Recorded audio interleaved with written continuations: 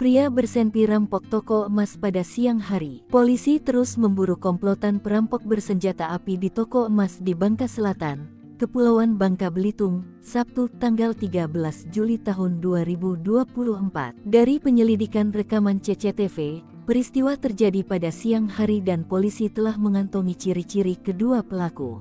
Saat ini kami telah mengantongi beberapa ciri-ciri pelaku berdasarkan rekaman CCTV, ungkap Kepala Kepolisian Sektor Kapolsek Payung Ibtu Marto Sudomo. Ciri-ciri salah satu pelaku yang membawa senjata api adalah memakai jaket hitam, celana panjang dan sepatu putih. Sementara rekannya yang menjadi joki memiliki ciri-ciri memakai jaket jeans biru muda, kaos merah, celana panjang putih, helm putih, dan sepatu. Dari rekaman tersebut, kedua pelaku usai merampok kabur ke arah Dusun Mekarjaya, Desa Payung. Saat ini kedua pelaku masih dalam pengejaran oleh personel Polsek Payung, tuturnya. Seperti diberitakan sebelumnya, pelaku berhasil membawa kabur cincin, kalung, dan gelang emas. Dari perkiraan sementara, kerugian mencapai ratusan juta rupiah.